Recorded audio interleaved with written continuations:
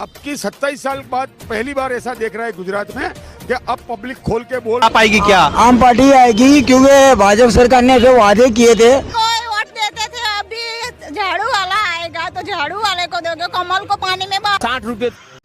नमस्कार, जय हिंद, वंदे मातरम। गुजरात के अंदर विधानसभा चुनाव का आगाज हो चुका है। तो गुजरात के अंदर अब की बार आम आदमी पार्टी ने बीजेपी को 182 सीटों पर सीधी टक्कर देने की रणनीति बना लिया। आपको बता दें कि अब की बार 2017 की बात करें तो आम आदमी पार्टी को एक भी सीट नहीं मिली थी। तो अब की बार 2022 के अंदर आम आदमी पार्टी बीजेपी को 182 सीटों पर टक्कर दे रही है। तो 182 सीटों का पूरा महा ओपिनियन पोल आपके बीच में एग्जिट पोल लेके आई है।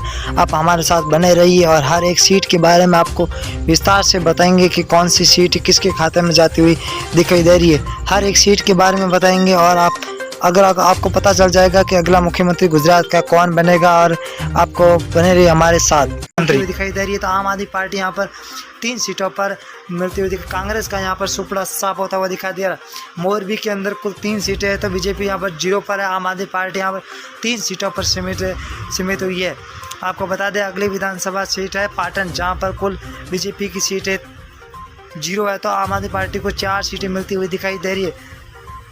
कांग्रेस को यहाँ पर बहुत ही बड़ा और तगड़ा झटका लगता हुआ दिखाई दे रहा है। आपको बता दें कि अहमदाबाद के अंदर कुल 21 सीटें हैं तो बीजेपी को 7, आम आदमी पार्टी को 10, कांग्रेस को यहाँ पर 4 सीटें मिलती हुई दिखाई दे रही है। बहुत ही बड़ा रोचक चुनाव होता हुआ दिखाई दे रहा है। अगली विधानसभा की बात करें दोस्तों तो यहाँ पर बहुत ही बड़ा और चौंकाने वाला निर्णय निकल के आता हुआ दिखाई दे रहा है। अहमदाबाद तो 21 सीटों का महा ओपिनियन पोल है। अगर आप बात करें हम जामनगर की दोस्तों तो कुल 5 सीटें, जिनमें बीजेपी को 3, आम आदमी पार्टी को 1, कांग्रेस को यहाँ पर 1 सीट मिलती हुई दिखाई दे रही है। अगर हम अगली विधानसभा की बात करें पंचमहल की दोस्तों तो यहाँ पर कुल बीजेपी को 2 सीटें मिल रही था, आम आदमी पार्टी को 2, वही कांग्रेस को 1 सीट मिलती हुई दिखाई दे रही है। अगली विधानसभा चुनाव की बात करें दोस्तों तो बहुत ही बड़ा रोचक आंकड़ा निकल के आया और बहुत ही बड़ा है। यह है देवभूमि द्वारका, जहाँ पर कुल 2 सीटें यहाँ पर 2 की 2 बीजेपी के खाते में जाती हुई दिखाई दे रही है। यहाँ पर आम आदमी पार्टी और कांग्रेस 0 पर सिमटी हुई दिखाई दे रही है। अगली विधानसभा की बात करें खेड़ा विधानसभा, जहाँ पर 6 सीट है, बीजेपी को 3 तो आम आदमी पार्टी को 1 सीट और कांग्रेस को 2 सीटें मिलती हुई दिखाई दे रही है। अगली विधानसभा बहुत ही बड़ी रोचक और महत्वपूर्ण विधानसभा, जहाँ पर गिर सोमनाथ है, जहाँ पर कुल 4 सीटें हैं तो बीजेपी को 2 सीट मिल रही तो आम आदमी पार्टी और कांग्रेस को यहाँ पर 1-1 सीट पर संतुष्ट होना पड़ रहा है।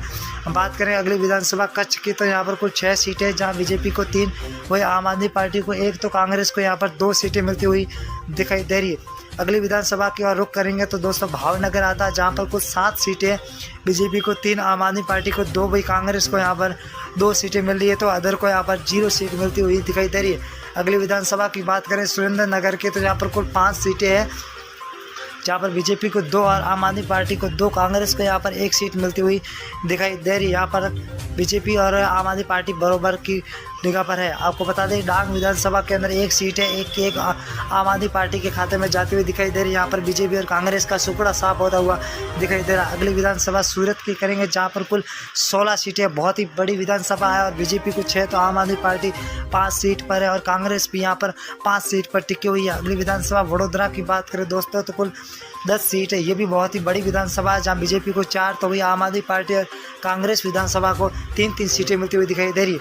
अगली विधानसभा जूनागढ़ की बात करें तो यहाँ पर कुल 5 सीट है, जहाँ पर बीजेपी को 4, आम आदमी पार्टी को 1 सीट मिल रही है। कांग्रेस का यहाँ पर बहुत ही बड़ा सुपड़ा साफ होता हुआ दिखाई दे रहा है। अगली विधानसभा भरूच की बात करें तो दोस्तों यहाँ पर बीजेपी को 3 मिल रही है 5 सीट में से और आम आदमी पार्टी यहाँ पर 0 पर है तो कांग्रेस को यहाँ पर 2 सीटें मिलती हुई दिखाई दे रही है। अगली विधानसभा की बात करें दोस्तों महसाणा तो यहाँ पर कुल 7 सीटें, ये भी बहुत बड़ी विधानसभा है, बीजेपी को 3, आम आदमी पार्टी यहाँ पर 3 सीटें मिल रही है तो कांग्रेस यहाँ पर 1 सीट पर टिकी हुई है। अगली विधानसभा नवसारी की बात करें तो कुल सीटें 4 है, बीजेपी को 1 यहाँ पर बढ़त मिलती हुई, आम आदमी पार्टी को 2 सीटें मिल रही है, कांग्रेस को यहाँ पर 1 सीट मिलती हुई दिखाई दे रही है। अगली विधानसभा की बात करें गांधीनगर की दोस्तों तो यहाँ पर कुल 5 सीट है, बीजेपी को 3, आम आदमी पार्टी को 1, कांग्रेस को यहाँ पर 1, अदर को यहाँ पर 0 सीट मिलती हुई दिखाई दे रही है। अगली विधानसभा की बात करें दोस्तों बहुत ही बड़ी और चौंकाने वाली विधानसभा है, जहाँ बनासकांठा है, यहाँ पर कुल 9 सीटें हैं, बीजेपी को 4 तो यहाँ पर आम आदमी पार्टी 3 सीटों पर, कांग्रेस 2 पर, अदर 0। यहाँ पर आम आदमी पार्टी बीजेपी को टक्कर देती हुई दिखाई दे रही है।